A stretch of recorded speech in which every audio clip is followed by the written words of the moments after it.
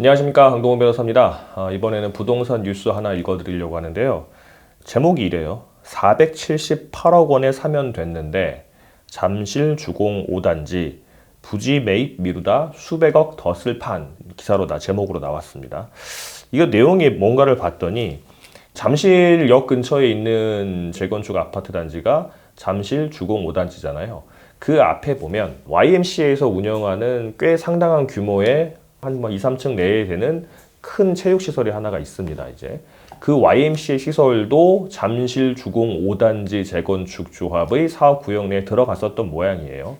자, 그랬는데 잠실 YMCA 체육관을 운영하는 운영자 측에서는 나는 재건축 조합에 들어갈 생각이 없다라고 해서 재건축에 동의를 하지 않았던 모양입니다. 자, 그렇게 되면 재건축 조합 입장에서는 우리 사업구역 내에 어떤 건물이 들어있는데, 어떤 부지가 있는데, 그 부지의 소유주가 우리 재건축 조합 조합원이 되기를 거부했기 때문에 조합이 설립됐다고 한다면, 전제하에 그 동의하지 않은 사람에게 한 번 더 들어오세요라고 물어보고, 그래도 들어오지 않으면 매도 청구를 할 수가 있어요. 실제 그렇게 했었던 모양입니다. 그래서 보니까 기사상으로는 2014년도에 잠실 주공 5단지 재건축 조합이 YMCA를 상대로 매도 청구 소송을 했대요. 그래서 금액도 결정이 났습니다. 그 금액이 478억 3,100만 원이었다고 합니다. 자, 그랬는데 대금을 지급하지 않았대요. 지금이 2011년 11월이잖아요.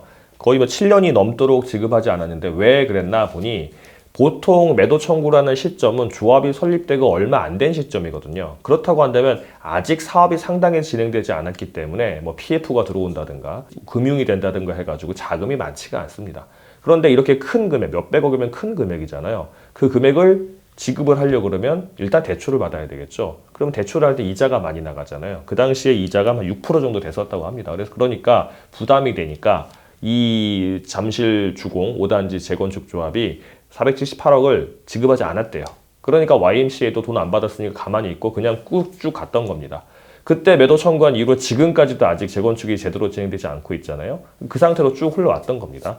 그랬는데 최근에 YMCA가 우리 매도 청구했으면은 매매 계약이 의제된 건데 간주되는 걸 이제 법적으로 의제된다고 하기도 하고 간주된다고 하기도 하거든요. 그러니까 매매 계약은 원래 서로 이제 의사 표시를 해가지고 계약서 쓰는 게 매매 계약이잖아요. 그런데 그렇지 않고 매도 청구 소송이 있어서 판결이 나서 그 금액까지 정해지면 그 매매 계약도 있었던 것처럼 간주가 되고 그 매도 청구 소송에서 정해진 금액이 매매 금액으로 정해진 것처럼 이제 간주가 됩니다. 그랬는데 그 매매 계약이 있었던 것처럼 됐는데 2014년에 YMCA 입장에서는 지금 7년이 지나도록 아직까지 돈도 안 주고 있으니까 나는 그 매매 계약 해지하겠다라고 내용 증명으로 잠실 주공 5단지 재건축 조합에 통보를 한 모양입니다. 그러니까 이 잠실 5단지 입장에서는 그 매매 계약이 해제되면 다시 사야 될 거 아니에요. 사업을 진행하려면 그 땅을 사야 되는 거니까. 그런데 한번 알아보니까 그 사이에 다들 아시다시피 서울 지역의 땅값이 엄청나게 오르지 않았습니까? 그래서 수백억 정도 더 줘야 되는 상황이 발생을 한 겁니다. 모르긴 몰라도 2배, 3배는 될 수 있겠죠, 이제. 그래서 이 조합원들 사이에 그 돈이 어디서 나는 거예요? 결국은 조합원들한테 돈을 십시일반 걷어가지고 줘야 되는 건데 왜 일을 이렇게 처리해가지고 돈을 더 주게 됐냐? 이런 문제가 발생을 한 겁니다. 자, 그런데 이거는 아마 기자님이 조금 더 취재를 하셔야 될 것 같은데 저희는 이런 사건을 많이 처리하니까 1년에 몇백 건씩 처리하니까 제 생각에는 아마도 이런 것 같아요. 매도 청구 소송이 2014년에 들어와서 판결까지 내고 확정이 돼서 금액이 정해졌는데 이 매매 계약이라고 하는 거는 서로 매도인 입장에서는 등기를 넘겨주고 열쇠를 주고 인도해 준다고 하죠. 그리고 매수인 입장에서 돈을 줘야 되는데 이게 서로 결련 관계가 있습니다. 쌍무 계약이라는 거죠. 서로 누가 안 하면 누가 할 필요 없다는 게 되는 거죠. 그런데 YMCA가 만약에 2014년 정도의 판결이 나고 나서 나는 이제 등기부도 줄게요. 열쇠도 줄게요라고 이행의 제공, 현실 제공을 실제 눈앞에 갖다 주는 거고요. 내용 증명을 해가지고 우리 다 준비하고 있으니까 언제든지 받아가세요 라고 통보를 했다고 한다면 매매계약 해제가 분명히 되겠죠. 그러면은 쌍무계약 입장에서 매도인이 등기도 주고 열쇠도 줬으니까 자기 할 일 다 한 거잖아요, 이제.